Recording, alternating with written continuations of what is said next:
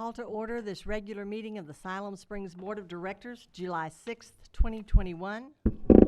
Roll call. Sappington. Here. Smiley. Here. Burns. Here. Hunt. Here. Rissler. Here. Allen. Here. Carroll. Here. At this time, if you all will still please stand with me as Director Carroll leads us in prayer, and then we will remain standing for the Pledge of Allegiance.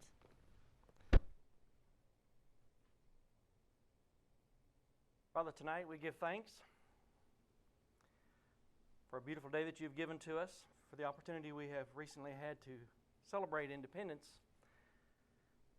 But alongside with that independence, Father, we can also have a call to unity. That which unifies us as a nation, gives us the strength as we look to you. And that we can apply that to this community of Siloam Springs, and we can do your perfect will. We ask this in Jesus' name. Amen. Amen. I pledge allegiance to the flag of the United States of America and to the republic for which it stands, one nation under God, indivisible, with liberty and justice for all. Thank you. At this time, I would ask that you please silence any electronic devices that you might have with you.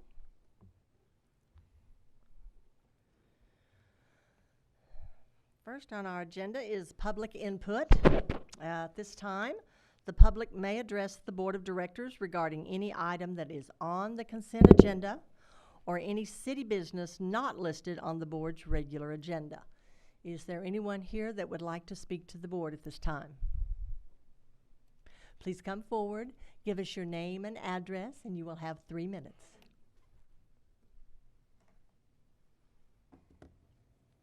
My name is Jared Gelinas. My address is 20271 South Highway 59, Siloam Springs. My item tonight is the Siloam Springs Kayak Park. It's been an issue for several years. I know there are conversations being had from the city level to different entities that are wanting to partner with the city to work with them. I'm just here tonight to just make sure the Board of Directors knows the extent of the problem and to just ask for your help and to let you know that it may be more emergent than some bureaucratic speeds normally work at. This weekend, the city worked with the county to stop the parking on the north side of the kayak park, but it shifted to the south side. They went for a quarter mile both sides of the road. I couldn't drive down it. There were at one time 23 people crossing Fisher Ford Bridge from the south side to go to the kayak park. It's reached maximum capacity, and I know it's hard to set a capacity on the kayak park, but it's hit that number. It's gotten out of control. There's no ordinances being enforced down there as far as some of the parking has been. There's been some people that have been towed, tourists that are being towed, unfortunately, that are here to use the kayak park to float, that are being towed. But as far as the alcohol, the charcoal grills, the gates are never closed during the time, which we've had some conversations about solar powered gates, different things like that. But it's emergent. The IRWP has a plan that they want to implement. Unfortunately, it's over, I think, about 2 years old maybe, so it would need to be updated if we're gonna, look at partnering with them to improve the kayak park, because it is an economic resource for our region for tourism, and unfortunately, it's being abused. It was mentioned to me recently by a city official that it's been loved to death. And I don't want to say that it's dead yet. I think it has a lot of life left if we take care of it. And unfortunately, I would like to say that it hasn't been loved to death. It's been ignored to death. And I hope that me coming here tonight lets you all know that there is a serious problem out there, and that I hope that we can address it, quickly to try to change the culture of the Siloam Springs Kayak Park and not let it continue to be a place that people in paddling communities don't want to come because it's overrun with people. It's hit maximum capacity, and people can't enjoy it or use it at all anymore without trespassing. And that's where it gets into the Benton County Road Department. They're doing their part to keep people off the road. So now they're going to have to line another quarter mile of roadway to keep people parking there. So then they're just going to go farther, and they're going to go farther. And I don't know that more parking is the answer, because that again turns and brings more people. But we've just got to find some way to love it to death, care for it to death, and make it be here for generations to come, because if it keeps going like it is, it won't be. Thank you. Thank you. Is there anyone else? Yes, sir. Please state your name and address. Yes, ma'am. My name is Jason Wilkie. I'm the Executive Director at Camp Siloam, 3600 South Lincoln Street. Thank you. And I am, Camp Siloam is the Arkansas Baptist State Convention, item F on your consent agenda. And I just wanted to thank you for all the help that the city has been through over the last 2 years. Our bunkhouse that we're seeking approval for tonight was a result of the October tornado that hit our city in 2019. And I didn't get a chance to thank the city for its response to that tornado, your electric department that had come out and was so good to us in helping us kind of get things back restored. But then your planning department's been great to help us navigate that process. I sure appreciate the gentlemen that have worked with us there. And so anyway, we just view you as great partners in what we do here, and just want to thank you for all your help. Thank you. Is there anyone else? Yes, sir.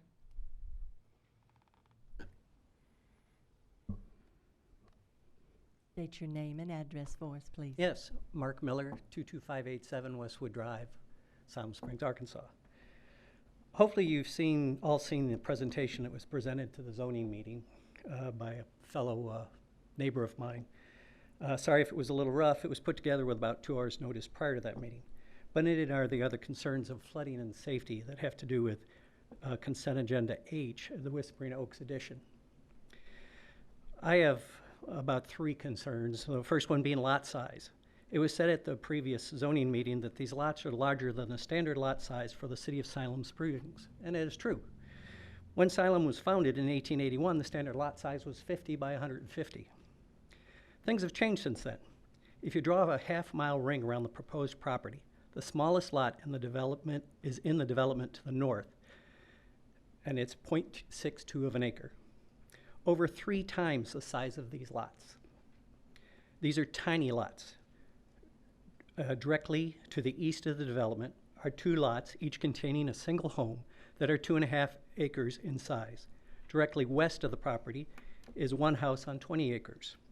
West of that is a farm with over 100 acres. To the south of the proposed property are 4 lots of 2.5 acres with a 5-acre lot behind it. All the rest of the lots in the community are over a ½ acre in size, with most of them closer to 3/4 of an acre or larger. The proposed lot sizes are in no way compatible with the surrounding community. An early community development plan for the 2030 showed that the low density of 2 houses per acre. Half-acre lots would be much closer to the community standards. Home size. I would like to see a minimum house size listed in the development. Again, at the previous meeting, the developer stated he is not the builder of the houses, but he is a builder, and he builds both houses and duplexes, and made the comment that these were going to be expensive lots and that people wouldn't build small houses. Okay, again, the average house size in the surrounding area is over 1,700 square feet. I'd like to know what size houses are going to be built or have a minimum set on the development of 1,700 feet. And lastly, I'd like an exclusion for duplexes, or at least some wording to prevent added so that duplexes cannot be built on these lots at a later time if the development of, it's proposed as single-family housing. I don't want to see it get rezoned and a whole bunch of duplexes put in. We just put 55 about a mile away from us. That's basically it. In the surrounding community, we hope that you take all of these into consideration before approving this venture. Failure to alleviate these concerns only leads us to believe that you don't care about the community, but only the revenue this project would generate. Again, I hope you've all seen the other thing on, there's several safety issues and a big flooding concern for a number of my neighbors. Thank you. Thank you. Anyone else? Yes, sir.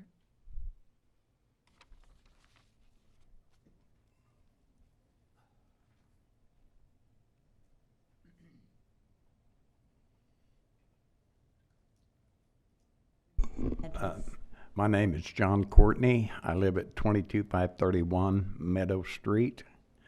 And if they're going to develop that, I hope that they plan on hauling all of the brush off rather than burning it. My wife has severe COPD, and she can't breathe if they start burning in there. So I just want to make sure that that's part of the stipulation. Thank you. Mhm.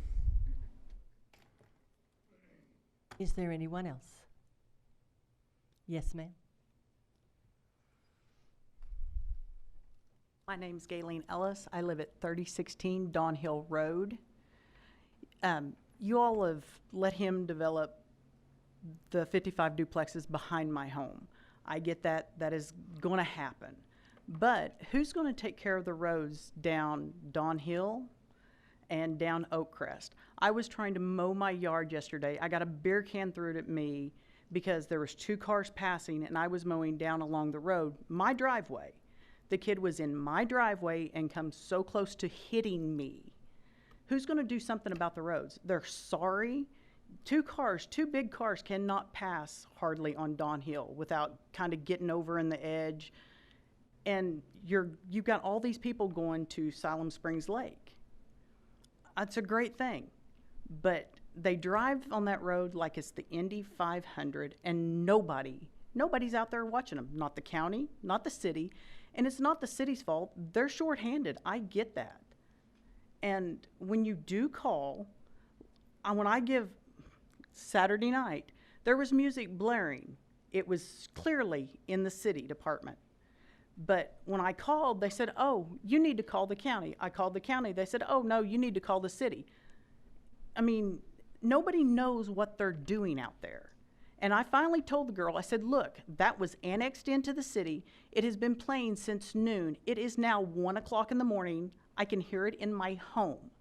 Get somebody out there. I don't care. City, county, you, personally, somebody, get it to stop. I mean, this is twice now I've been about run over on my lawnmower because of people on Dawn Hill.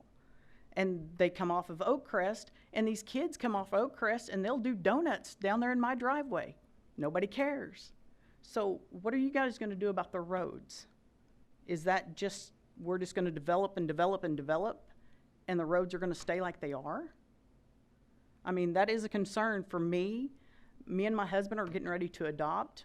What is that going to do if we have our child down there walking to the mailbox? They're going to get run over because some teenager don't care. Thank you. You all have a good night. Thank you. Is there anyone else? Yes, ma'am.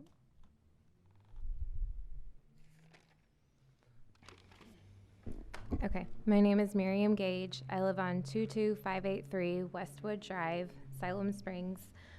And we are concerned about the new development, the proposal of the Whispering Oaks. Our yard and our neighbor's yard on both sides of us and behind us flood really, really badly in the spring. Every single April at least, multiple times. And our concern is if the neighborhood is developed, that's where the water flows to, and we're worried that if everything gets built up and developed there, that the water is going to come back towards us and cause some significant damage to our yard and our property. We have a large shop in the back of the yard that, we keep tools and our mower and a bunch of other things in, and what are we going to do if it floods and everything gets damaged? We're just really, really concerned about all of the flooding, and our roads get damaged significantly every year because of all of the flooding. And so we're just worried about the condition of the roads in our neighborhood and on Oakcrest and Dawn Hill and all of the flooding that happens in our neighborhood. Thank you. Thank you. Is there anyone else? If not, then we will move on. Come to the podium. Name and address. My name is Jim Crine. I live at 23006 Lawless Road, and I wasn't familiar with the agenda style, so I thought we'd talk later, but I think this is my last chance. I'm the owner of the Whispering Oaks, and as you know, like status quo can't, for a city, as far as growth, can't be neutral. You just can't have neutral. You can have a city that grows or a city that dies. And I don't think that the prior gentleman's numbers were quite right, but since coming out of the Great Recession, there was a great need for duplexes and single-family first-time homebuyer houses. That has been hit hard, and I mean everybody's been doing that. And my understanding, these are the biggest lots to come online. This is like a Stonecrest-like subdivision since Stonecrest, so it's like a decade and a half. And I think the pulse is there's a need for there's a coming need. It's part of the growth. You know, it starts with small houses and works your way up to middle class and even higher end houses. And this is part of the natural growth progression. And a couple other thoughts, you know, Ron Holmeyer's my engineer. You know, he's got an impeccable record. The city has 2 sharp engineers. They all agree with the numbers. Who am I? I'm not an engineer. I'm not here I'm not qualified to dispute what the numbers say as far as the drainage. The planning and zoning, they unanimously voted for this, that this is a good subdivision. Future use map says it's the best use for this land. And as far as I know, I don't think the staff has changed. I think this is a good project. This is a need for Siloam. And I didn't sneak in there and buy this ground over the weekend. You know, it's been for sale for 10 plus years. You know, if they wanted it to be a perpetual jungle, they should have bought it. You know, I don't know what else to say. I mean, I've gone and bought this, and I thought it'd be a welcome to the town, because I'm not asking to get rezoned to make it little bitty dinky lots. And I know 58 lots sounds like a lot, but it's a big piece of land. And I don't know what else to say.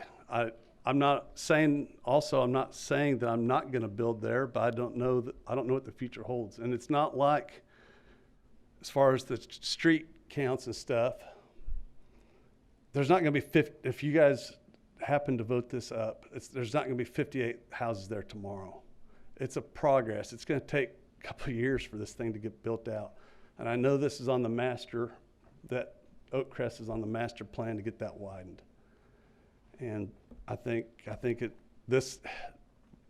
myself, if it's approved, I'm going to widen a big section of Oakcrest. And I think this also, I think you guys here, and I think this speeds up wanting to widen Oakcrest. And I think it helps too if people would annex in. You know, a lot of these people aren't in the county, but yet they're in the county. They don't want to be in the city, but they run to the city to complain. I think if they were part of the city would have more vested interest in spending money out there. Thank you, Jim. I'm sorry, time's up. I do have one question for you. The gentleman mentioned burning the trees or whatever, the debris that you may have that needs to be disposed of. Do you have plans to haul that off rather than burning it? I hadn't got that far. I mean, I would think, I don't have plans for it, but I would say 9% I would ask to get a burn permit. It's a big track. We'd try to push it in the middle and burn if allowed. Okay. I mean, that's kind of put me on the spot. I don't know. I wasn't planned for that, but I mean, that's what I would think would happen if they'd allowed it. Thank you. Yes, ma'am.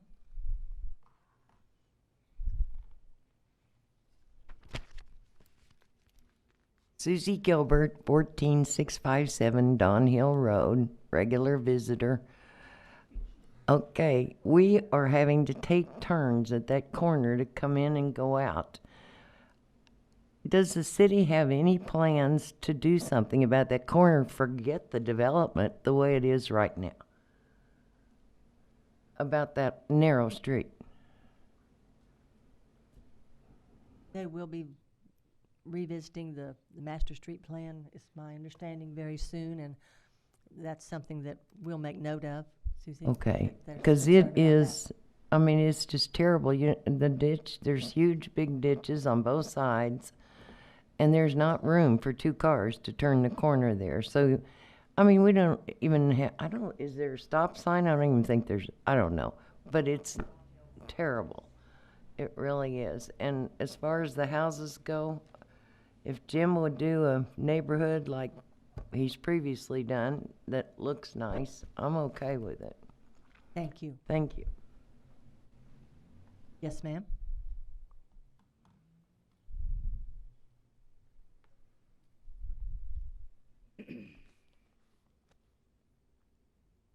Becky Youngs. I live at 22608 Westwood Drive in Siloam.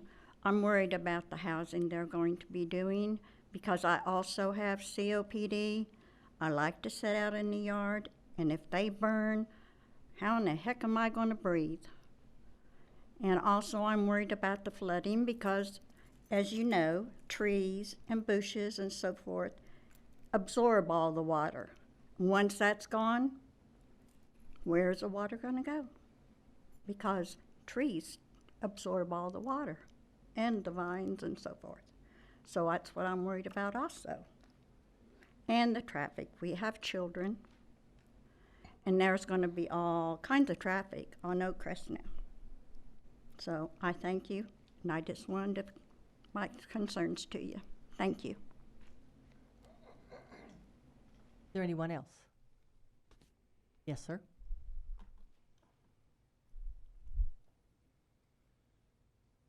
I'm Jim Gilbert, 14657 Downhill Road. I'm not as concerned as much about the development, especially if it would be like Copper Oaks.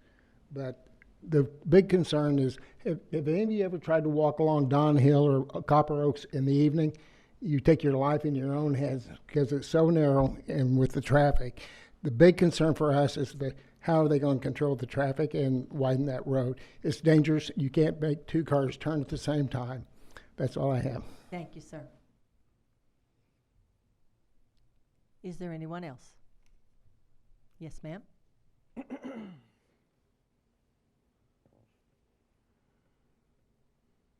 I'm Ann Dodgen.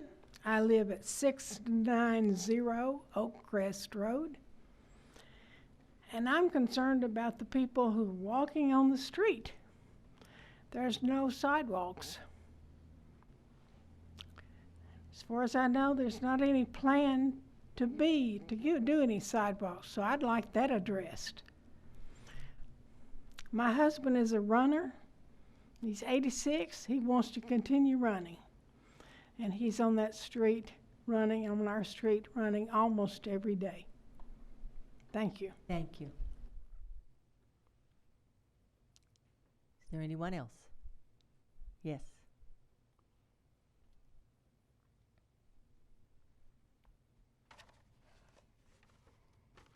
My name's Wayne Meek. I live at 22452 Oakview Road. I'm on the north side of the Whispering Oaks subdivision, and I've heard all the comments tonight. I would agree with most of those. I have worked in the utility business for 37 years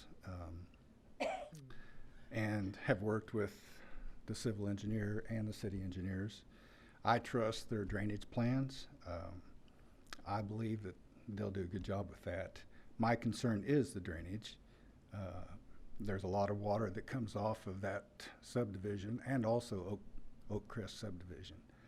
I know at one time there was a blue line stream that come across the center of that subdivision. I believe that's been addressed, but in the northwest corner of the subdivision, and during heavy flows, that water is backed up into the field, the 20-acre field there.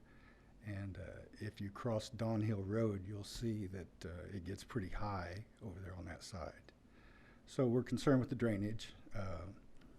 I believe the drainage on Oak Crest Road will be addressed with probably demanded drainage tile along that road with sidewalk, and I assume that's part of the design development.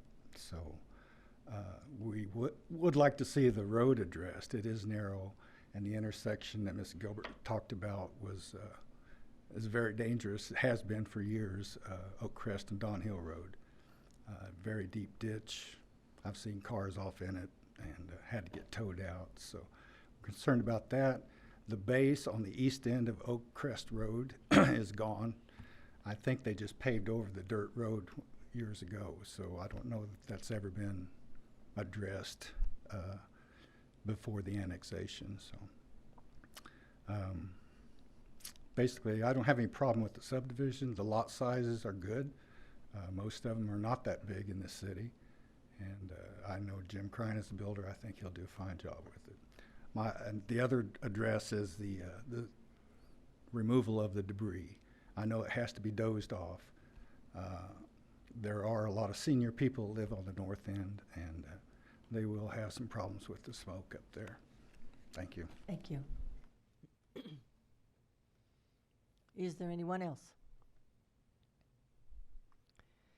If there is no, yes, Ron. Ron Holmeyer, Civil Engineering, 701 South Mount Olive. Just in case this doesn't get pulled from the consent agenda, I wanted to make a point about the drainage. The proposed drainage ditch that will be running through this is going to be 6 foot deep. So essentially, as tall as I am is how deep it'll be. And it'll be 36 feet wide at the top, which is the width of Hyco Street between Oak Crest and 43. So it's going to be a very substantial ditch. The culverts under the road will be a triple 48. All of it is going to be sized to carry the 100-year storm. So I had another point that's escaped me, but anyway, that's all. Thank you. Thank you. Is there anyone else? If not, thank you all for your comments and your concerns. We will move to the consent agenda. Item A, workshop minutes from June 15th, 2021. Item B, regular meeting minutes from June 15th, 2021. Item C, dedication of utility easements, 14,000 block of Cozy Corners Road. D, dedication of utility easements, 1400 to 1500 block North Inglewood Street. Item E, grant agreement, Public Works Department, Water Division, fluoridation equipment, Arkansas Department of Health, $50,489.80. Item F, Resolution 3021, significant development permit, Arkansas Baptist State Convention, 3600 South Lincoln Street. Item G, Resolution 3121, significant development permit, Randy McReynolds, 4290 Highway 412 East, the McReynolds RV Park. Item H, Resolution 3221, preliminary plat development permit, Whispering Oaks Edition, 300 to 500 block of Oak Crest Road.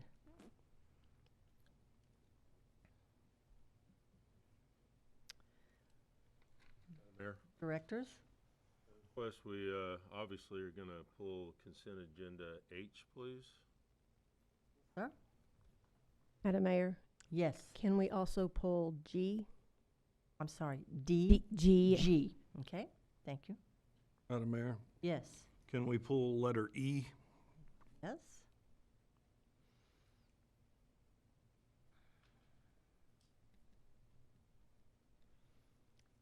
Anyone else? If not, do I have a motion to approve the consent agenda with items H, G, and E removed? So moved. Second? We have a motion and a second. Roll call. Smiley, Yes. Burns, Yes. Hunt, Yes. Rissler, Yes. Allen, Yes. Carroll, Yes. Sappington. Yes. Motion is approved. Madam So- Mayor, I just wanted to say I also was going to request letter H, so I want to have some comments on that as well. Sure, thank you. So we will start with Brad, item H that you have requested to be removed. Do you have a comment or question that you would like to start with? Well, Madam Mayor, I think it's the obvious, and I think we've talked about this on Lawless Road. I would encourage those in the audience to take a look at IRWP Illinois River Watershed Partnership.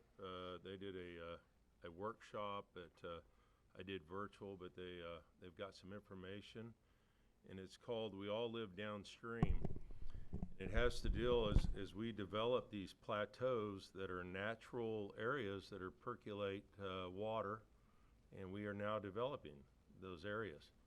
And so we've taken away, as we develop these areas, we're taking away the watershed that normally filtrates through Mother Earth, right? That's how it works. And now we've created hard surfaces and we have discharge. We've dealt with it on Kenwood Street. If we recall back there, the development there with some flooding issues. We still deal with issues in town. We just denied a development off of Washington Street because it is an issue. And now we're dealing with that issue again. And we're also dealing with, we have an inability to generate enough revenue to keep up with the infrastructure as we develop. That's an obvious problem. As a board, we're doing our best, and at times we struggle with it, with what is small business, what are entrepreneurs that create that kind of business. And we have to go, hey, I've got to create more tax revenue so that we can up the ante on our street development. And right now, we don't have that. We have got a major problem, and it's a good and a bad problem. Northwest Arkansas is growing. There's nothing anybody in this audience can do to stop it. Churches are growing, everybody's prospering at some level, and the only thing that suffers is those that have lived in this community a long time, much longer than I. I'm a 30-year kid in this community, and I look out in the audience, and that is nothing compared to the time that many citizens of this town were born and raised here. Family farms, they're being encroached upon. These are all the real facts of life. We talk about connectivity. There is a plan to take care of Hyco Street and connecting out to City Lake, and that takes some of the stress and allows pedestrians, bicyclists, and anybody else to be able to connect and get off the roadway. But then we would look to Country Club, and then we would look over to Don Hill. We have inherent problems. Crime development's been down this road before. People don't want development. They live in the country, but they live right against the city. And we've tried to get people to be pro-annexation so that we can address those problems. And I think on H, that's where we are now.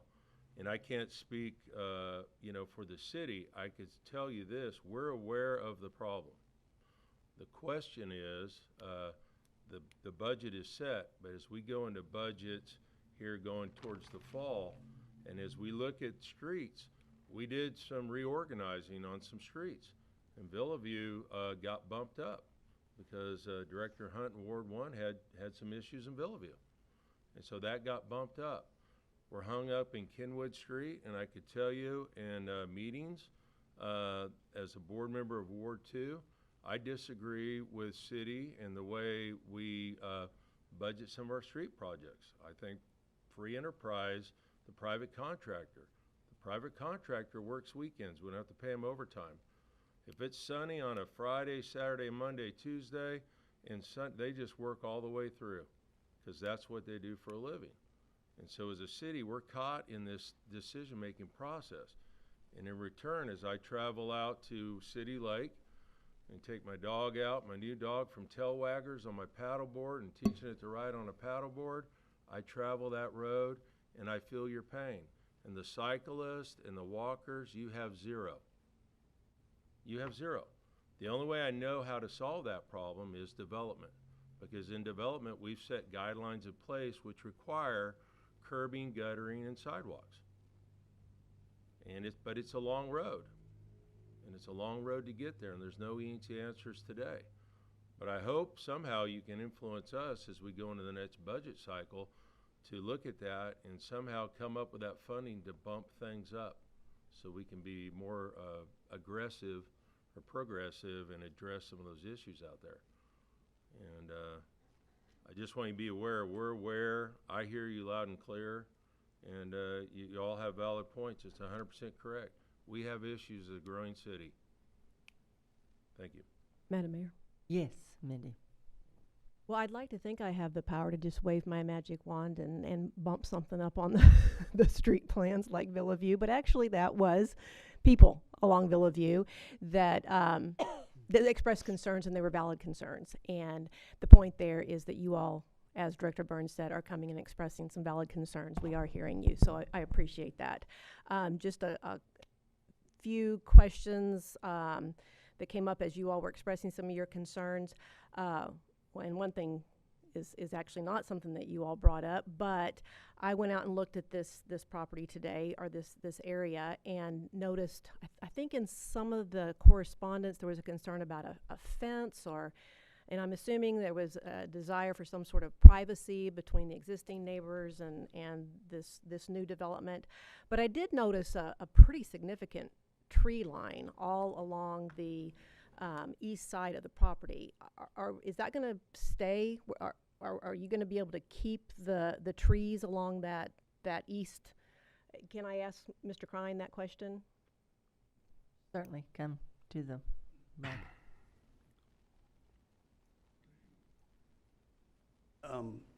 I know there are trees throughout the whole property, but if I mean, is there a possibility of keeping at least a line of trees? So the gentleman that lives just east on Oakcrest, he asked that at the planning and zoning, and I don't know where the electric is going to end up laying out yet. That's not been designed yet, but I'm fine with leaving anything that like that. I'm fine with leaving it, and I expressed that to him after the meeting. And I'm here to work with everybody. I'm not here to make anybody mad.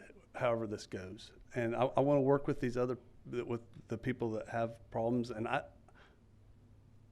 like I said, I'm not an engineer, but I think this is going to help the people's water problems to the east. Well, and that was another comment, and I But appreciate. I'm not the guy to address that. But I mean, it's like Ron said, a 6-foot ditch there's a big ditch there now, but it's not very wide. Right. Well, and I appreciate that. I do think there's that natural buffer there that, in my opinion, would probably be even more helpful than any kind of fence that I'm not sure that we could require anyway. But that, in my opinion, might be helpful to keep. Well, that some tree. of those trees are big. I mean, they're huge. 40-year They're plus huge. trees. It Some of really those. is a good separation And then if there's a concern. But like the middle part, it's just like crazy overgrown. Oh, that part. Yeah, it's a you jungle. wouldn't be able to put any trees there or any the middle houses there part- if you didn't. Debris removal, you've heard the concerns there. Yes. And we just ask you to take those into consideration.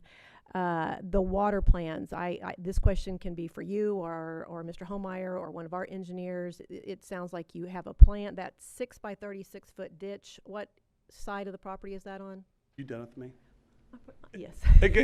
If we might, let's have Ben come. Okay, Ben. Or Justin, perhaps, since we're talking about drainage.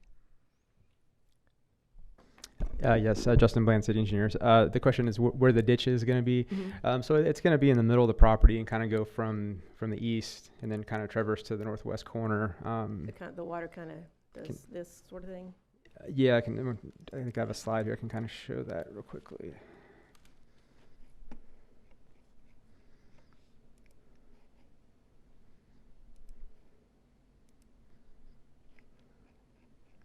Some slides. Oh. So this is just turned sideways to kind of blow it up a little bit. So north is facing to your left, and then Oakcrest Road would be on the right side of the screen. And the red hatch area right here is where the ditch would flow and then discharge up into the northwest corner. And where is, I know Westwood is a street that runs east and west. Where would it be in relation to? I believe it's this. You can kind of see this cul-de-sac bulb right here. Okay.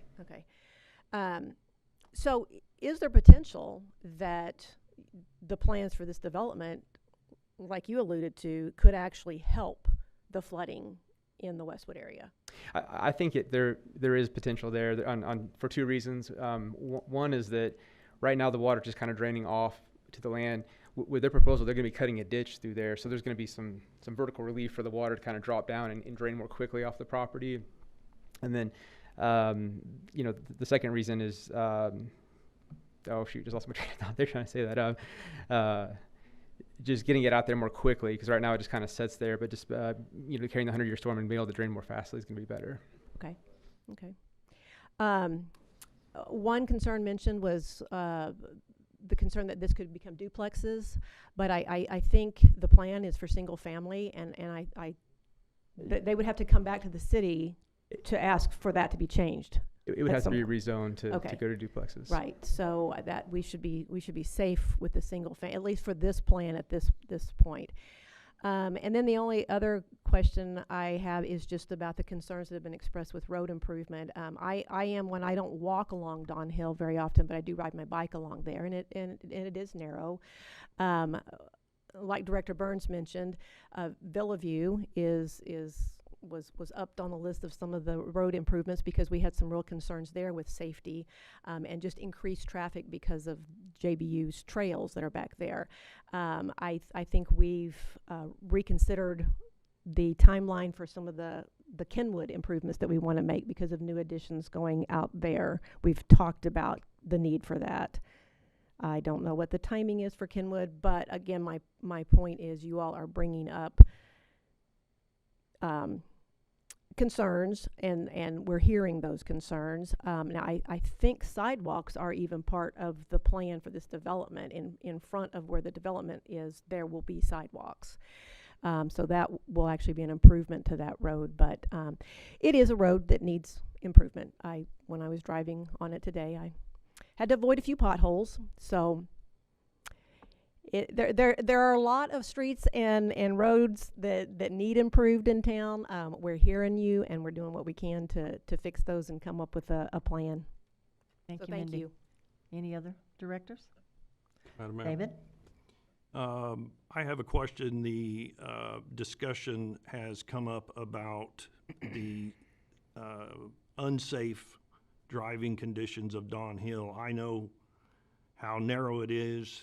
I have a question for whoever in city staff can tell me, where is Don Hill and also Oak Crest on the list? What year? When is it supposed to be widened, redone, whatever? Can you tell me, Justin? Yes, so Oak Crest is currently on the schedule for 2024. It's in Public Works 3-year capital plan. I'm not sure, I know Steve's here. The flexibility as far as that goes, I'm not sure if there is any on that.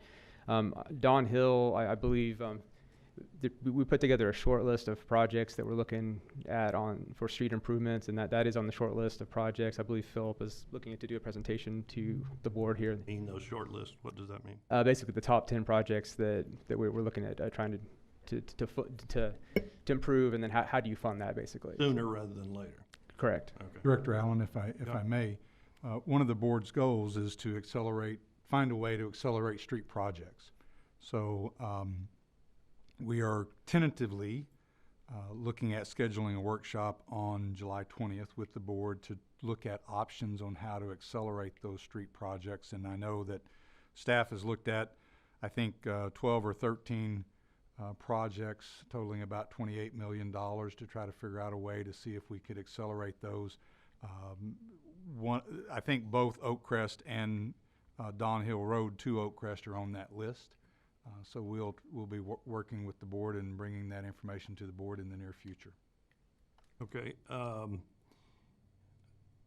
I have not been able to personally thank everyone who helped get Villaview put on the list, but I can assure you that has been a problem street for decades because I've lived out there for decades, and it really only got pushed up when people started saying some things about it, and when we had biking trails put out there.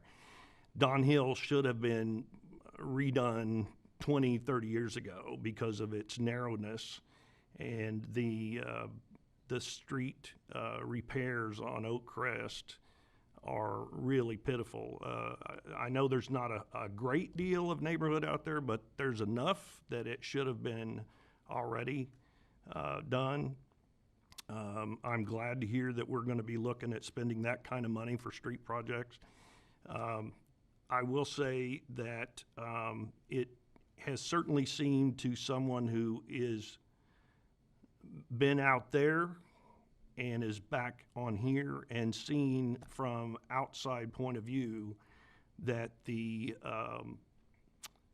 development has gone almost willy-nilly around this community without regards to traffic flow and drainage.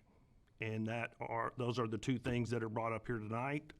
And I especially believe that as much development is already being done off of Don Hill Road on the Lawless area, and now this is another example of more traffic that will be brought into the Don Hill Road area. I agree, it's dangerous, it can't handle it. With the amount of folks that have shown up tonight, the fact that we received 5 letters of complaint about this addition before tonight, the fact that our board did not receive this proposal until our board packet on Thursday afternoon, and we were not able to ask staff questions yesterday because of City Hall being closed, I would like to make a motion that we table this until a future meeting, that there are more questions that can be answered between now and then. David, would you like that to be tabled to the next regular scheduled meeting? Whenever we feel comfortable bringing it back. I don't know, I don't necessarily want to say the next meeting. If the next meeting is fine, I think 2 weeks is more than enough time for the board to get questions answered, so that's fine with me. Okay. But I'm bringing it up because I don't think the board has had enough time, especially with the public input tonight and the letters we've received with it being a holiday weekend. All right. And that next meeting is July the 20th, okay? So I have a motion to table this until our next regular meeting of July 20th. Do I have a second for that motion? Second. Have a motion and a second to table. Roll call. Burns. No. Hunt. No. Chrysler. Yes. Allen. Yes. Carroll. No. Sappington. No. Smiley. No. Motion to table fails. Do I have any other comments concerning this item from the board? Madam Mayor, I want to just clarify that in our memo, it says that Oak Crest is scheduled for repairs and improvements in 2024. Are we stating that it's going to be accelerated earlier than 2024? No, ma'am. No. What all I'm saying is you asked staff as a board to look at options for accelerating street projects. And we want to bring a discussion before the board about what those options are. Okay. Do you bond? Do you borrow? Do you, go pay as you go? I mean, we have the discussion tonight, but there are 13 projects that staff identified over the next 7 to 10 years that we thought are high priority. And like I said, they're $29 million. We only have about $1 to $1.5 million a year available for street projects. So, if the board is serious about trying to accelerate those, we have to look at other options rather than potentially paying as we go. Okay. So that's what we've been working on as far as a workshop. Tentatively, I would encourage the residents, city residents and county residents to be aware of that. Watch for the publication of the board's agenda. I'm not going to promise you that it is the 20th, but that's what I'm shooting for today. We're still working on some issues as it relates to that. But either on the 20th or the first meeting in August, it's likely to be a workshop for the board to have some discussion about what options there are to find ways to accelerate street projects. Thank you. Thank you. Madam Mayor? Yes. I think that's my concern is, I was born and raised here in Siloam Springs, and I've been on Don Hill, and I've seen wrecks on that, where people have crashed into trees and bounced off the trees, where tragedies have happened out there. So I am really concerned about our roads, and that was my one thing. And I do have a question for you, Philip. Can some of the money for the quality of life, and I don't know if this is possible, can it be used for streets since you have to have safe streets with all the additions that we're adding? I don't know that I would say it can't be used, but I would be cautious about using it. When we asked the city to vote the sales tax back in, we talked about what quality of life issues we talked about. We talked about sidewalks, we talked about parks, we talked about improvements to the Family Aquatic Center. I don't think streets was ever mentioned, so I think we would have to go back and be very careful to see exactly what the question was that was put on the ballot, and then see if it's broad enough, could streets be included, but portions of streets, obviously sidewalks and that type thing, is quality of life. Street itself, I don't think it was on there, so I would probably say no today without looking again. Yeah, if we can look at that. Okay. Because safety is a concern. I mean, we have a lot of streets that are very narrow or crumbling, and if we're gonna keep adding, we need to make that a priority to maintain them. Madam Mayor, Yes. I would like to make one comment, and I do believe that safety is extremely important and that those are very narrow streets. But I want to make a comment on what Mr. Krein said, that is it 58 lots out there? They're not going to be there all at one time. It's going to take a year or two, I would imagine, to build that out. And that gives us more time to work on the safety of those streets. Thank you. Anyone else? Madam Mayor, Mr. Krein mentioned that these are going to be large lots and that there's not been any large lots approved since Stone Ridge. Yet the acreage has not changed, but he's added 20 more lots. Is that correct? Ben, could we have you come up, please? Where has been? From my understanding, it was 38 before, or 28 before, but now it's 58 on the same amount of 20 acres. Is that correct? Before, I would have to look up the previous staff report. Let me just see if I have that handy. Well, Mr. Krein said it himself just a moment ago.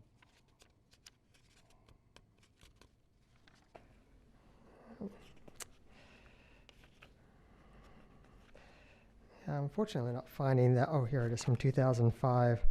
It was 53 lots. 2005. 53 lots? Yes, sir. I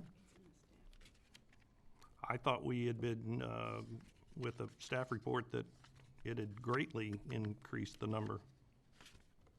That's what shows on the staff report attached to the board memo. I thought he just stated that it had had a lot more lots added to it.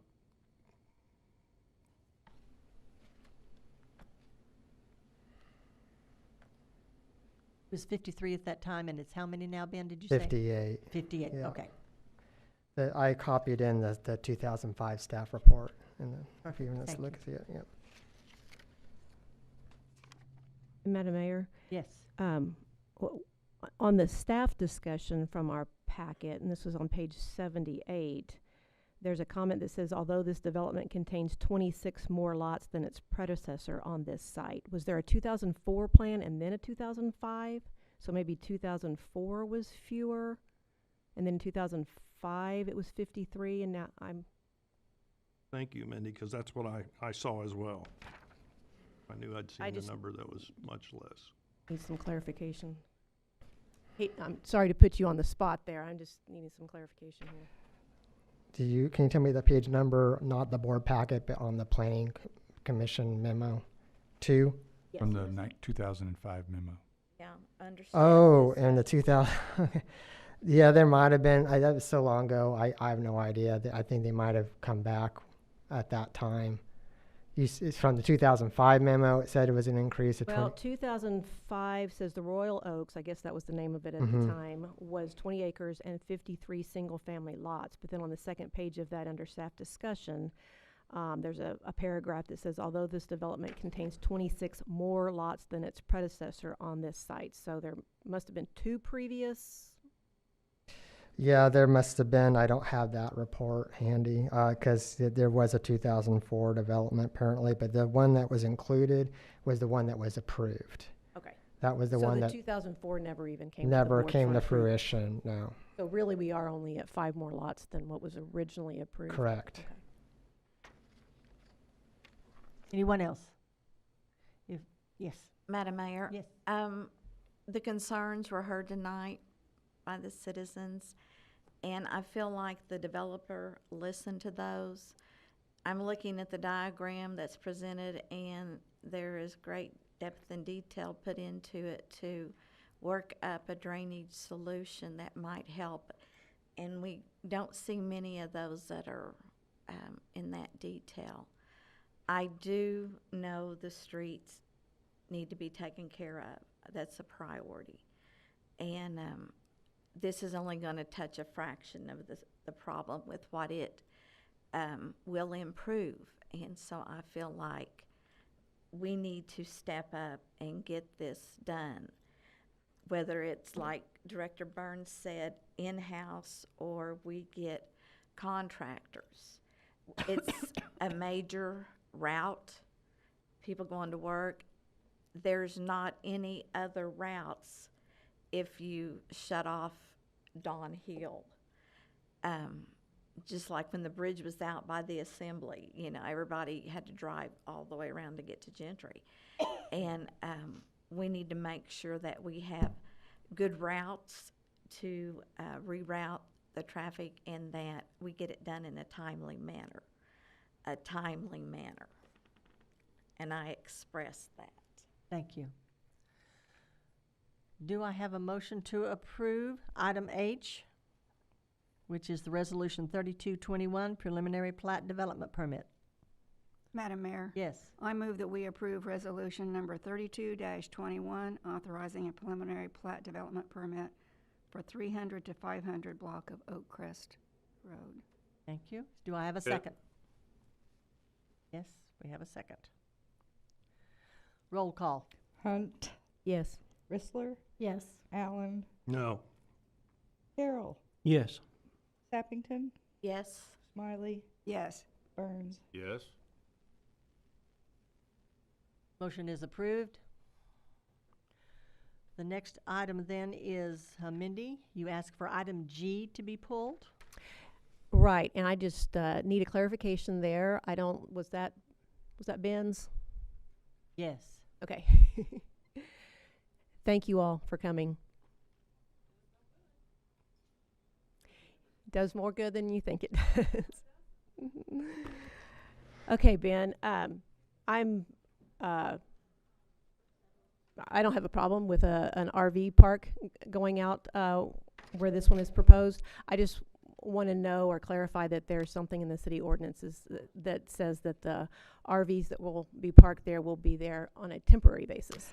There is, and we did happen to look that up before the meeting today, but it is a 120-day limit. Okay. So, yeah, so the vehicles can be. And it's a 120-day limit, and it's not one of those things where then after 120 days they can move it for a day and move it back?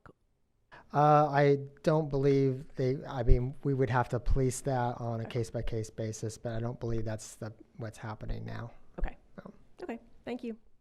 Thank you. Anyone else?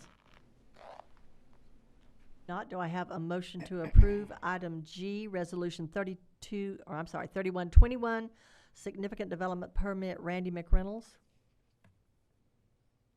Madam Mayor? Yes. I move that we approve resolution number 31-21, authorizing a significant development permit for 4290 Highway 412 East, subject to the recommended conditions of approval. Second. Mindy, did you make that second? Marla did. Marla, thank you. We have a motion and a second. Roll call. Rissler, Yes. Allen, Yes. Carroll, Yes. Sappington, Yes. Smiley, Yes. Burns, Yes. Hunt. Yes. Motion is approved. David, item E is next, and that would be the grant agreement, Public Works Department. I just wanted us to vote on that separately. I have never supported adding poison to our water, which is what fluoride is, and I just cannot in good conscience support this, so I intend to vote no. Thank you. Is there anyone else? And And I'm just going to ask for clarification on that. Philip, if I understood right, we are required as a city, the size that we are, that for the fluoridation of the water, is that correct? Or Steve? I believe that is correct, but we'll have Steve Gorzik confirm it.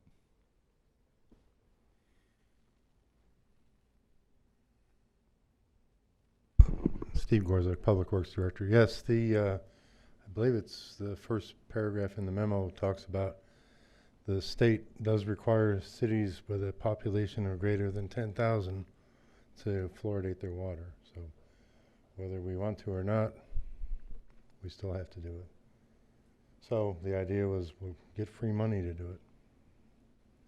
Madam Mayor, Yes. what is how much do we put in our water compared to what is supposed to be put in? I want to say it's 0.6 to 0.8 parts per million. I know 0.6 for sure is minimum. Is that what we put in?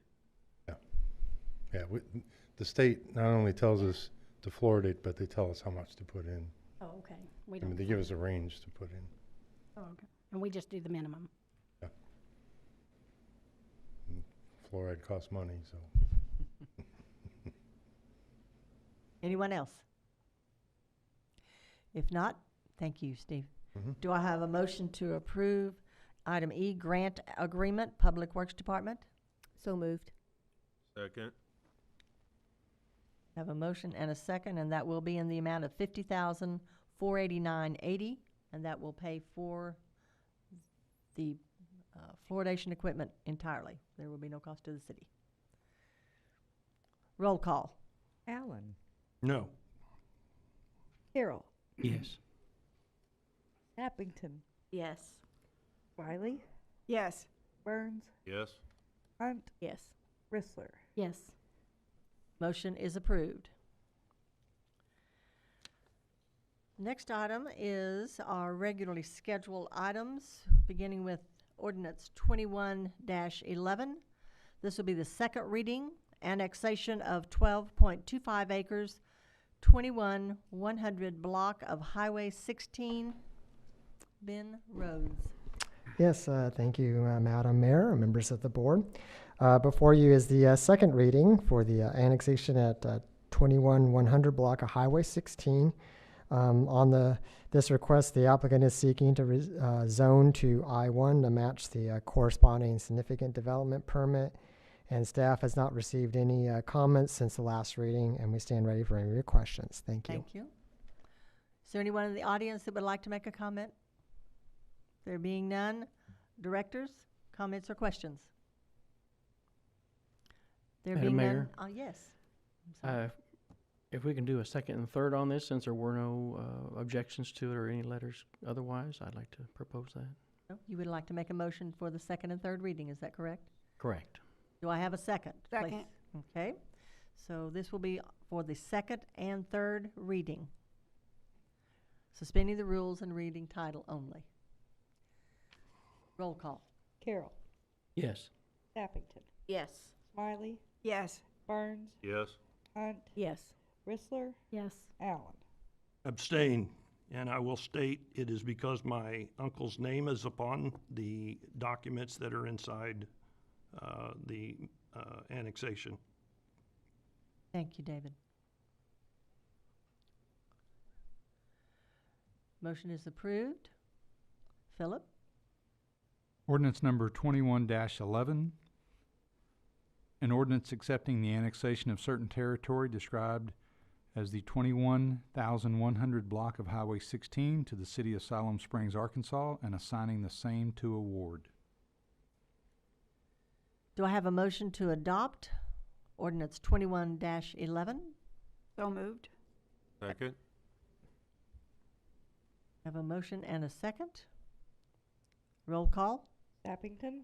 Yes. Smiley. Yes. Burns. Yes. Hunt. Yes. Rissler. Yes. Allen. No. Abstain. Sorry. Abstain. Is it? Oh, I'm sorry. We're on to the next one. Not yet. No. No, this Okay. is to adopt. I thought we were, I abstain. Carroll. Yes. Thank you. Motion to adopt is approved. Next item is ordinance 21-12, second reading, annexation of 22.05 acres, 23,300 block of Rains Road. Ben. Yes, thank you again, Madam Mayor, members of the board. So yes, before you is another annexation, second reading, that 23,300 block of Rains Road. On this request, the applicants, which includes the city of Siloam Springs, are seeking to zone to A1 and GI. There are no current development proposals for either track, and staff has not received any comments or questions on this since the last reading, and we are staying ready for any of your questions. Thank you. Is there anyone in the audience that would like to make a comment? There being none, directors? Madam Mayor, Yes. if there are no questions or comments, I would like to place ordinance number 21-12 on its second and third reading, suspending the rules and reading by title only. Thank you. Do I have a second? Second.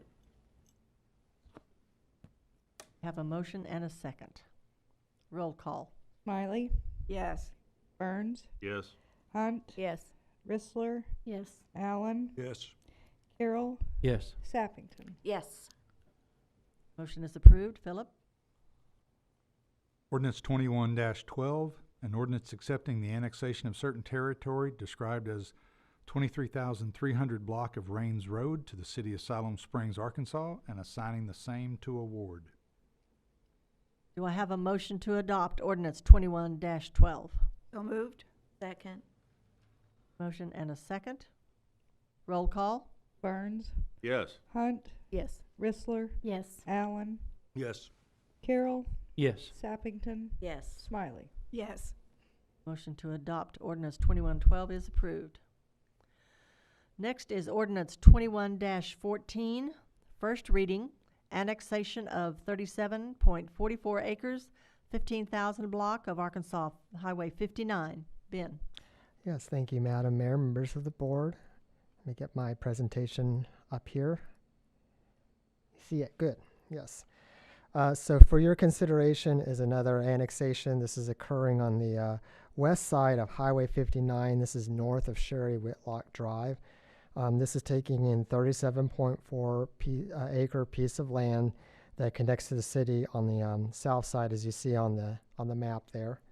And the applicant is requesting the C2 zone, which is the match also to the property to the south, which is that red shading on the map.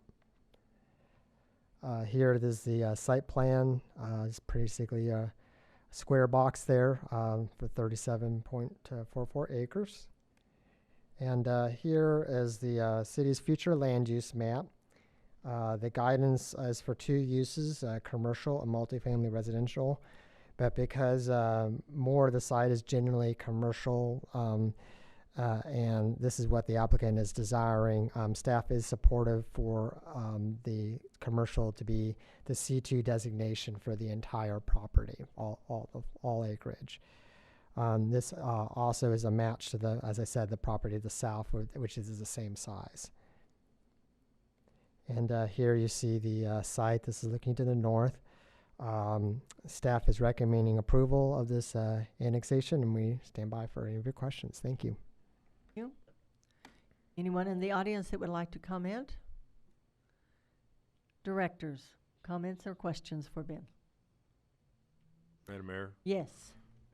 I know it's painful, but that was one of our goals. And speaking of annexation, and I'm glad we're pushing for commercial. There's a lot of heavy traffic on there.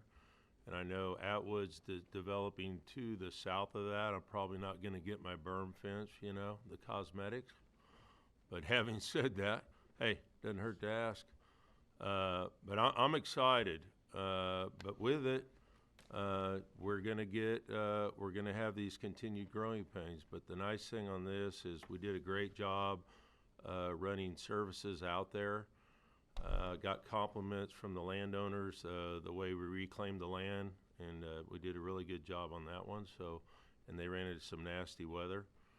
And 59 is a developed road, so there's a bonus there, right? Thank you, Ben. Anyone else? If not, do I have a motion to approve the first reading for ordinance 21-14, suspending the rules and reading title only. Madam Mayor, Yes. I request we place ordinance number 21-14 on its first reading, suspending the rules and reading by title only. Second. Mindy, thank you. We have a motion and a second. Roll call. Hunt, Yes. Bissler, Yes. Allen, Yes. Carroll, Yes. Sappington, Yes. Smiley, Yes. Burns. Yes. Motion is approved. Philip?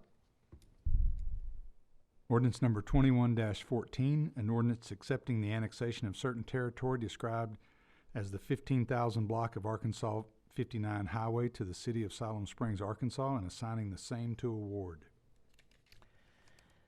Next is the staff reports, and the first thing up is the annual Planning Commission report from Ben.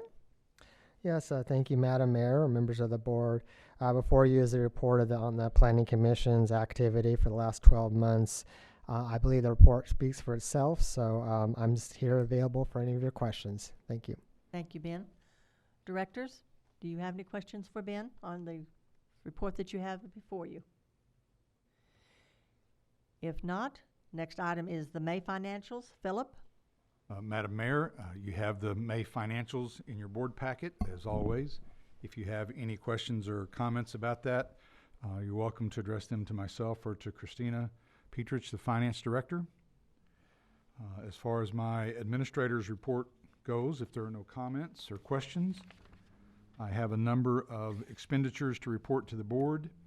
In the electric department, $50,575. We bid out, it's just under the bid limit, so we got quotes on the inventory for 17,500 feet of 4/aught primary wire for inventory, $35,009 for 90 elbows, 4-inch elbows for inventory for piping for underground electrical, $42,500 for 25 60-inch junction enclosure boxes and 25 60-inch ground sleeves, also for inventory. And then the last one in the electric department, $45,099 for AMI meters. I think there's a typo there. I think it was only 200 AMI meters, not 300, 200. In the Public Works Department, we spent $41,580 on concrete and curbing for the construction over there on East Kenwood rebuild, $45,500 for red dirt as we continue to work on that project for the East Kenwood rebuild. And then, as many of you know, later in my report, the utility tri-state building that we had purchased last year, we had leased back to Utility Tri-State. That lease expired on June 21st, so they have cleared out the building. Staff is currently in the building making some improvements to it. They had some pits that we have filled with concrete, and we've been in the process of trying to design a fence for it so we could fence the enclosure. We finally worked out the issues with the fencing, so for $37,750 privacy fencing around the new facility, that will be a solid wood fence along Lincoln Street, and then as we turn on the south side and go back to the west, that solid wood privacy fence will change to a chain link fence with the mesh screen on the chain link. And the reason for that is in that corner, in that southwest corner of that property, it has some drainage issues, and we want to make sure that we don't build a fence that would be pushed over if we do get high water like we saw a month or so ago when we got the 2 inches in an hour. There's a drainage easement through there and a drainage ditch, and it does get up into the parking lot at times. Also, I want to report, if you remember last year, we did some annexations of county enclaves. And one of those county enclaves was in the northwest corner of the city, out by Dogwood and Villaview. And there were 2 residents living in those enclaves that were served by Carroll Electric.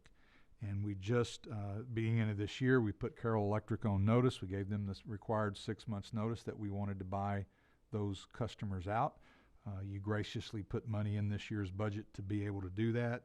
And on June 16th of this year, those two customers are now electric customers of Siloam Springs Electric. So that process has been completed. As always, the COVID update, you hear the news. Our numbers are up, especially in the hospital side for those who have not received the vaccination. However, due to reduced testing rates, the Arkansas Center for Health Improvement, where I've been getting the information that I've been providing to you in the image form, they're unable to accurately determine current infection rates within smaller communities.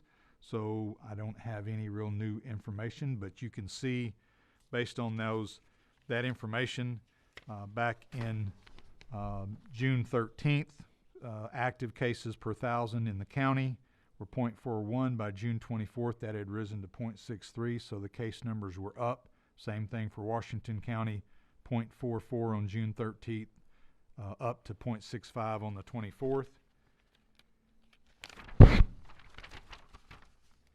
And then the same thing for the region.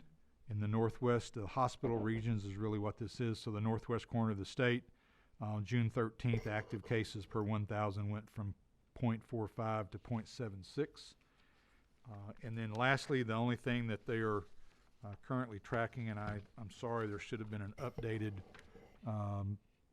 one on the active cases per 1,000 by the county. So I'll forward that to you. But oh, excuse me, wait a minute. There it is. I was looking at the wrong page. The percentage of individuals 12 years of age plus fully immunized by region, June 13th, 35%, June 23rd, 36%, and now we're up to almost 38% as of June 30th. That's the only information that ACHI is currently tracking. So I don't have any new numbers for that, but again, would encourage anyone that has not received immunization to seriously consider it, because that seems to be the number of the increase in the hospitalization, or those who have caught COVID and have not been immunized. Madam Mayor, that's my report. Thank you. Thank you, Philip. So now we are ready now for our director's reports. And tonight, Director Allen, we will start with you and move around to Mindy, if you'll close us out tonight. I was just going to ask, I don't know if there is any kind of a, if the police or Philip would know, is there any kind of noise ordinance? I'm just noticing as we have our meetings here, the amount of vehicles that drive by that obviously have loud exhaust, it's hard to hear the audience. And is there anything on that? There is a noise ordinance. I'd have to look it up to see about. We're listening through windows and it's still so loud. So it's just, I didn't know. I had no clue. And it's not like we're out on the street, you know. It's like, it's pretty loud sometimes when people are trying to talk to us. So I didn't know if you could check and let us know, Phil. I'll update Thanks. the board. Yeah, sure. I mean, I know it's a weird thing to bring up that we hear it right here, but it's just like, it was just on my mind because of We trying can to listen to we can remodel City Hall and pick it up and turn it around. And But trying to listen to the public sometimes is difficult when that's going on. we have a noise ordinance. I don't know. I know it's, loud music, and the problem is catching them. And then I think there's some timing, some times during the day when certain things are prohibited. So I'll update the board, but I'll bring it back. If the police could pull people over if they have a super loud exhaust. I had no clue. I don't know about exhaust. I'll have to look, but I'll update the board. And then lastly, I was just going to say that, back in the day, if a board member asked to table something out of common courtesy, it was usually voted to table something, most especially when it makes sense that this being before us over a holiday weekend and the city hall being closed yesterday.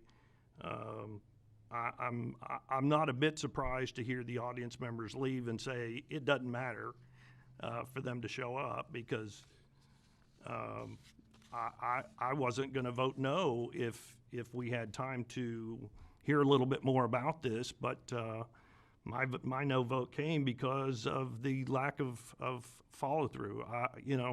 I didn't have time to go out and look at the property, Mindy. So when we're given this on such a short time frame, and that we're just going to go based upon whatever planning made the decision that, yeah, this is great, and we have this many people complain about it, it's just kind of frustrating to see that we can't even wait 2 weeks to allow a little more input from the public and questions to the staff. A little surprising, but then again, it's not. So that's all I have. Thank you. Thank you, David. Carol? Well, I hope everybody had a good 4th of July and enjoyed the Fire in the Sky presentation by the city. I want to thank all the citizens that showed up for the to work with the comprehensive plan. I thought we had a good turnout. There were some good ideas brought forward, and I'm looking forward to seeing the completed comprehensive plan. Enjoyed the tour of the, is it Waka Park? I never am sure exactly how it's pronounced. That is tremendous. I did not expect that big, that deep, and all those. It's pretty, the way that stair steps down. The other thing is that Tail Waggers, I'm going to kind of do some shout outs for them. They're looking for volunteers to walk the dogs, and they're also looking for donations of dog chews, toys, cat treats, and that is it. Thank you. Thank you. Reed? Hope everyone had a good weekend to celebrate. Tonight, it's a little tough when you see people wanting to see some things happen. It doesn't always go their way. We as a community are growing. I'm looking forward to the growth. I think it's good. And there are some wonderful things that we are doing, but in the midst of that, I know that's going to step on some people's toes. Many of us would love to live right on the edge but not have to be in. But as our city grows, that's going to diminish. I appreciate the work that city staff puts into these proposals and the amount of work that we do with them. And I do feel like we do give a good look to it. And I believe that we work with our heart as well as our mind with this to see that this city makes good decisions from here on. Things like guttering, that may not mean much right now, but 60, 70 years from now, we're going to be glad we put guttering in. So I'm looking forward, even yet, to what the city has to offer and the good things that we can provide to this community and to Northwest Arkansas. Thank you. Thank you, Reed. Lisa? I want to say thank you to all the citizens that came out and spoke. We do care. I know it doesn't feel like it, but we do, and we do listen. Last week, I participated in the 2040 Comprehensive Plan meeting. I enjoyed hearing the different ideas for the future of Siloam Springs. I especially enjoyed hearing a focus on the quality of life for the seniors in our community, a lot of them who have contributed in many ways for many years.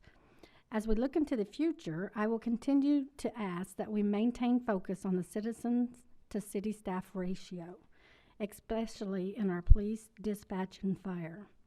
With this, I also ask that we focus on how to hire and retain such employees.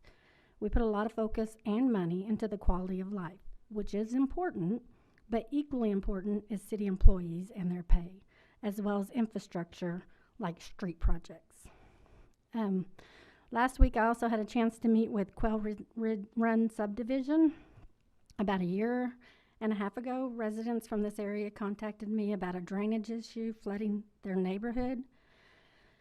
Philip Patterson, along with Justin Bland, met with the residents and myself regarding the long-time issues that they've had out there. I want to say thank you to the city staff for listening to these residents in this area. They have expressed their excitement that this project is scheduled to start at the end of July or around the 1st of August, depending on weather. And if you would like to see details regarding this project, I did put them on my director's Facebook page, the Siloam Springs Citizens page. Can we put a map of that out? So on the city Facebook page, that way everybody could kind of see. It's a great project. We've had a lot of problems in this area, and so I'm excited to see that project move forward. Thank you.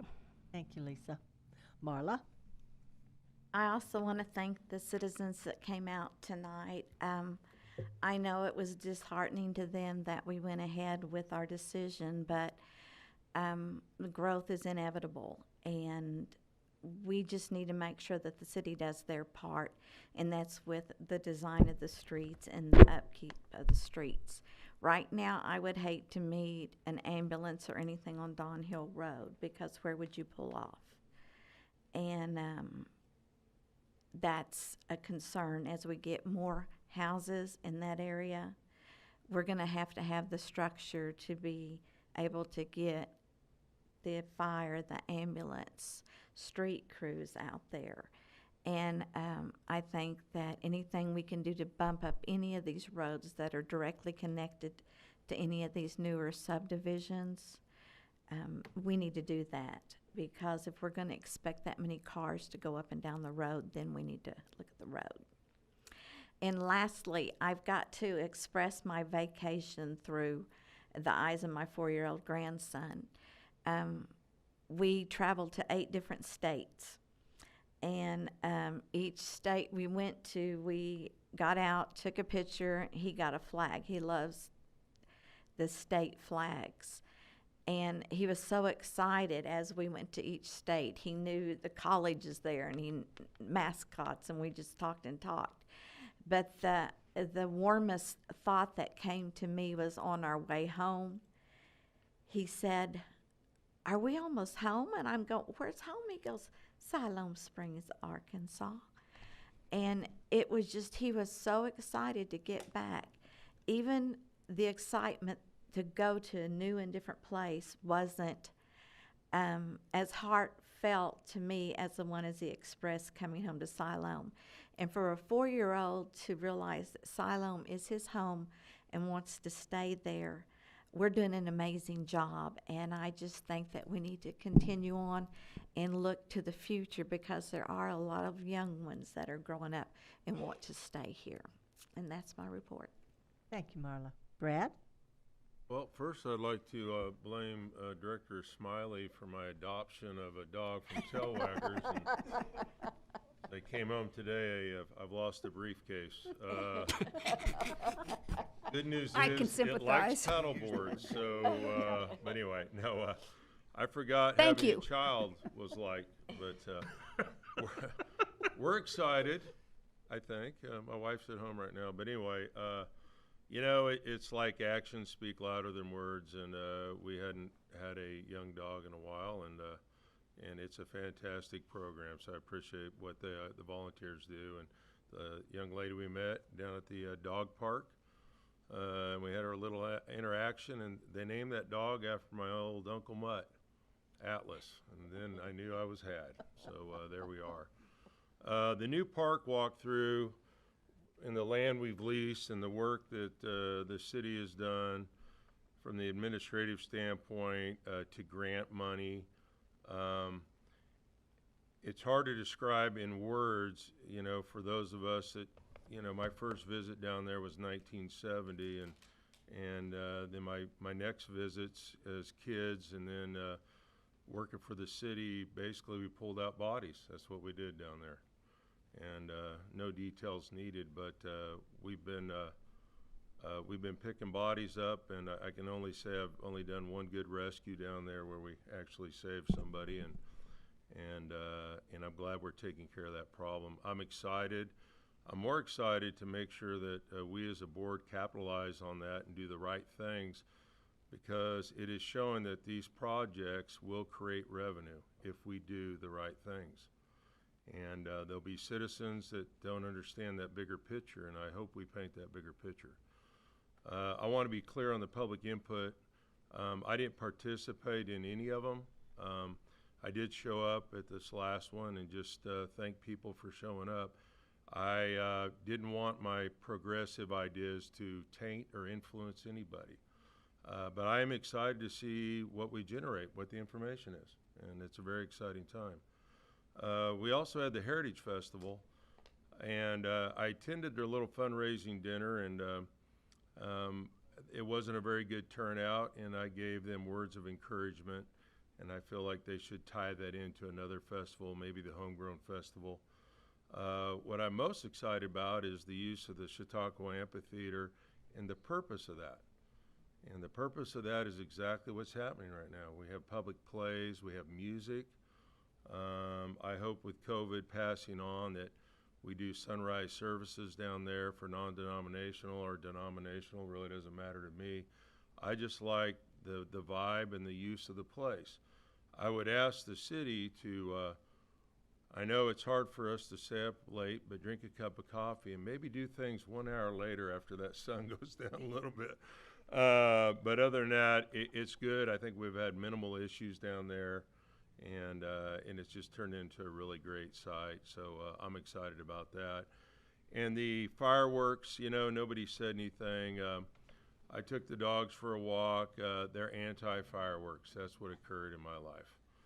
And I'm pretty sure my neighbor set off several mortars because it kind of shattered me a little bit. Having said that, I got up early next morning to work, and the streets looked rough, and by the time I got back home, they got tidied up. So I hope the homeowners did that because I know the city staff was off, so I hope that occurred, and not too much feedback so far, but I did do a little tour during the fireworks show out at the airport.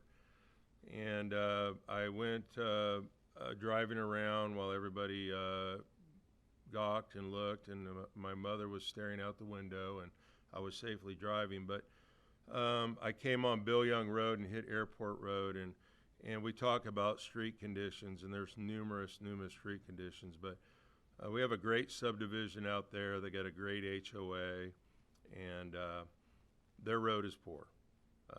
And we've had the ice and snow and the freezing conditions, which have worsened it, and it receives a lot of traffic. And I know cities have been out there and doing potholes. But having said that, you know, if we go down that road list, it's a rough one. Where do we start and where do we begin? But Airport Road is noted. But I was really excited to see the number of people. City staff did well with traffic control. The PD did a great job, and I know everybody, just by the volume of people there, and I left before the traffic, so I have no idea what occurred after that.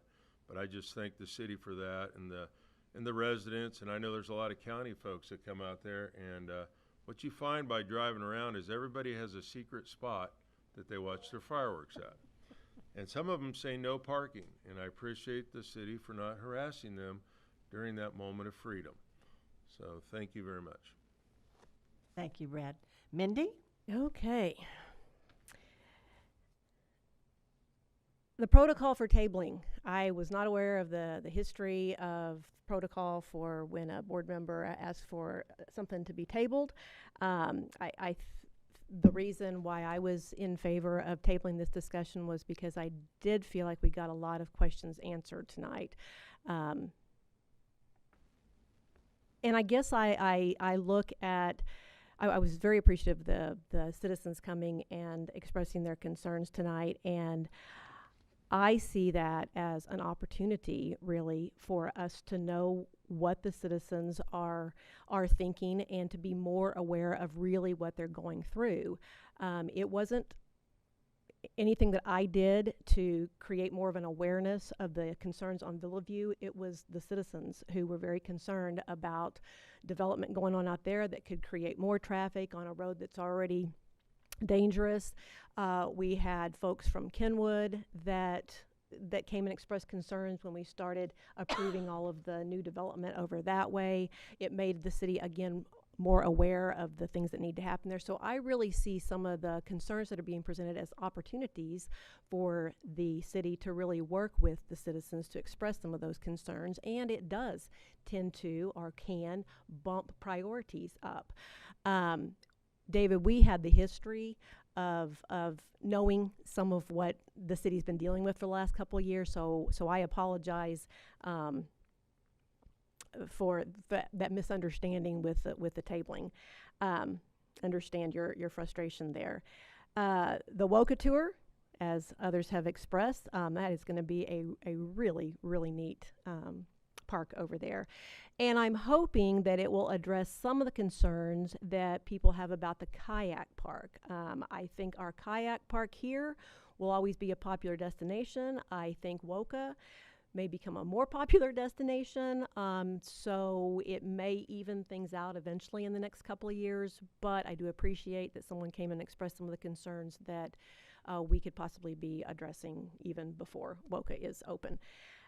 Comprehensive plan meeting, I was able to attend that, was very excited about the turnout there. The discussion at my table was very lively. I felt like my job was just to sit and listen, and I told the people at my table that's what I was going to do. I'm just going to listen. I'm not going to say very much, and I don't think I could have said anything if I'd wanted to. They were so excited, just talking 90 to nothing about the things they wanted to do, so that was exciting. And fireworks. Yep, I was out at the fireworks display myself. I really appreciated that. Based on the condition of the public area in a nearby city after their fireworks display, I happened to see that on a bike ride the day after. It was a big trashy mess. So disappointing. That's not our city. But based on seeing that, I loaded up my car with some big black trash bags to take out to the airport here in town the next day so that I could go ahead and pick up trash if there was trash there, so city staff wouldn't have to deal with it. And there wasn't trash there. So kudos to our citizens for cleaning up after themselves, or city staff, whoever took care of it. It was in really good condition, especially compared to our neighboring city.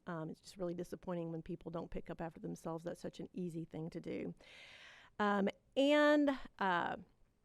expected, well, actually, after seeing the fireworks display, we had a pre-fireworks display, thanks to Stonecrest Edition. Then we had the city fireworks display, and then all the way home on Sherry Whitlock, I had fireworks displays on both sides. They were all over town. So I had a good hour's worth of fireworks displays. Did have a couple of people express concerns. I was pleasantly surprised that there wasn't more talk, especially on social media, because it did sound somewhat like a war zone at times. But I did mention that I would bring it up at the meeting tonight. I'm glad that we allow the fireworks. I understand the reasoning behind allowing them. Hopefully it did take some pressure off the police department from not having to go on as many calls when they're not allowed. I don't know. It would be interesting to get that information, just, a comparison. I think this is the first, the new ordinance was in effect last year, but with COVID, there really wasn't much going on. So this is the first year we could do something, right?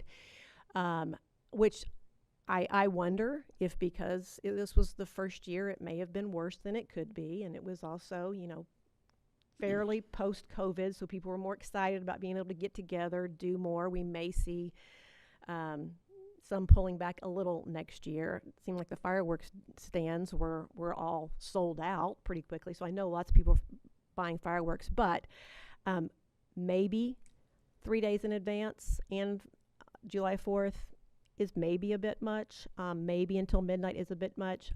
Just throwing it out there because those were the concerns that were expressed to me, but not like I thought there would be. So just throwing it out there. Is it something that we want to reconsider? And with that, I move that we adjourn this meeting. We have a motion to adjourn. Do I have a second? Second. We have a motion and a second. All those in favor say aye. Aye. Those opposed? Stay for the night. We are dismissed.